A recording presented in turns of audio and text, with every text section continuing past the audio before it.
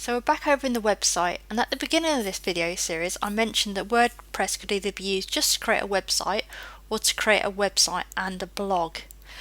So if you don't know what a blog is just, it's kind of updated news about a company. It could be news, articles, but basically it just constantly gets updated.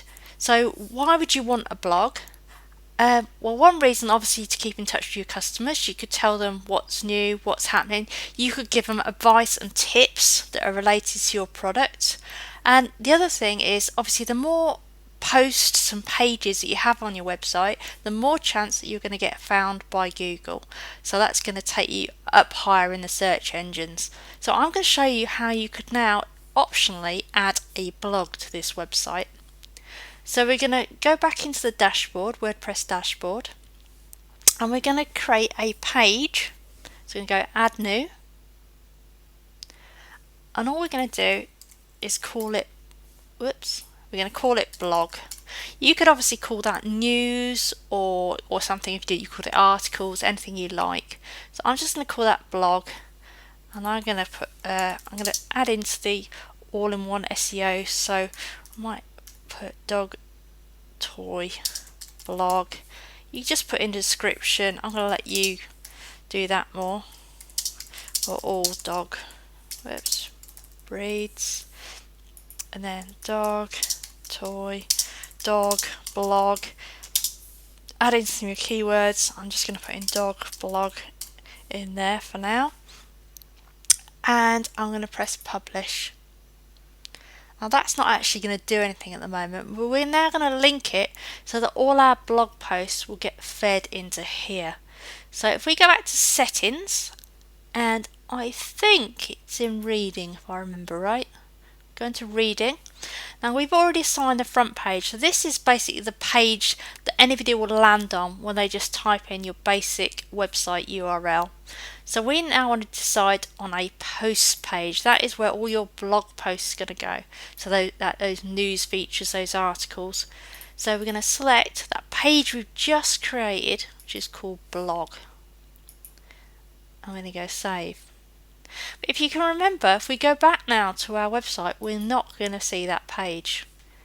So we want to see blog up here and we can't, and that's because we haven't yet added it to our menu.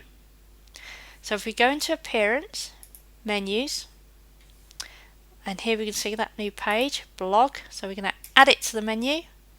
That appears. I'm going to put that before the contact page. Hit save menu. So now that's going to appear. So we've got that there.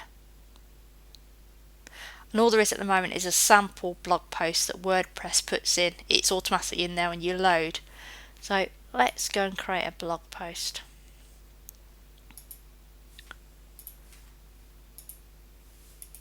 So we're going to go post. So we're looking for posts. We go add new.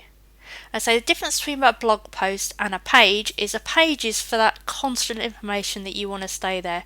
So that might be constant information like general details and features of your product. That might be your about page. That's going to be your contact page. All those things that don't really change. They might have tweaks on it, but essentially those pages remain the same.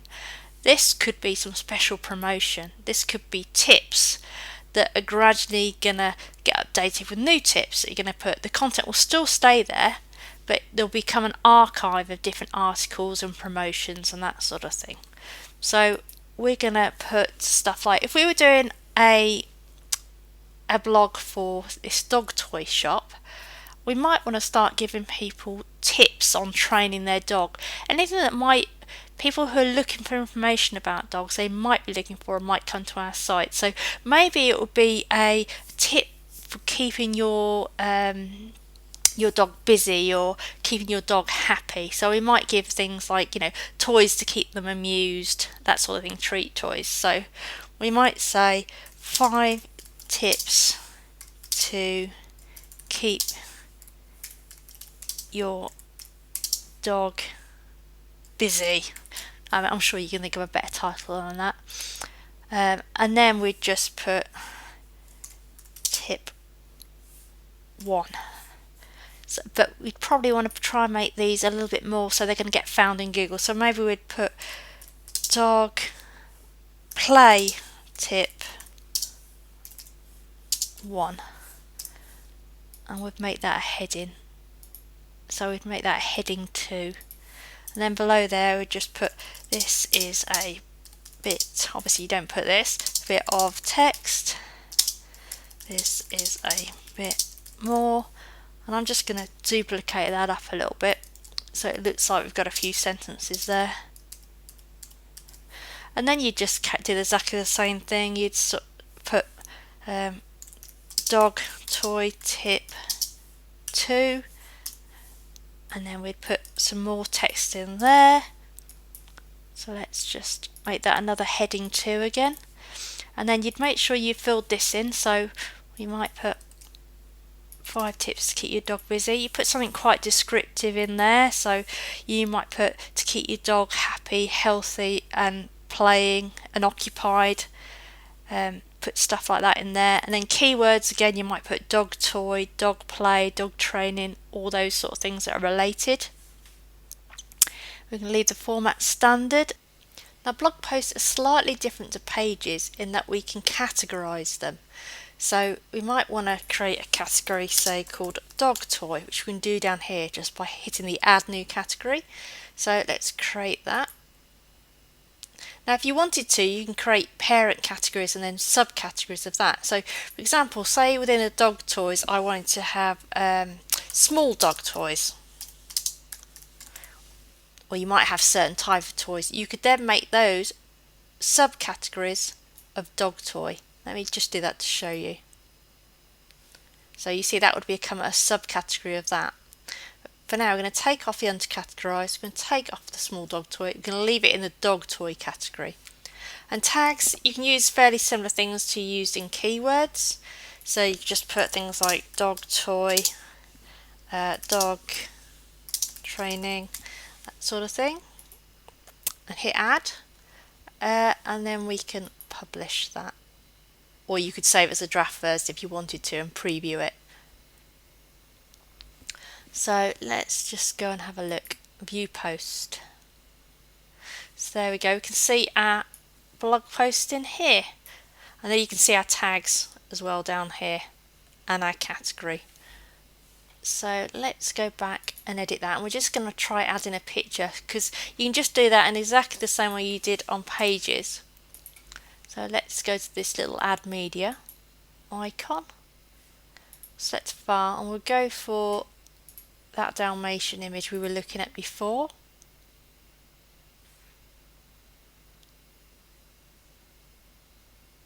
Just took a few minutes to load. Obviously put something fairly descriptive in the title. So dog Dalmatian. Again, the alternate text, something quite descriptive. Everything else, we can just choose the size, so we go medium, full size, whichever you want there. And then obviously you can choose the alignment. I'm going to leave that at none, because I'm just going to have that above the text. And then insert into post. And there we go, you can see the picture there. So I'm just going to update that.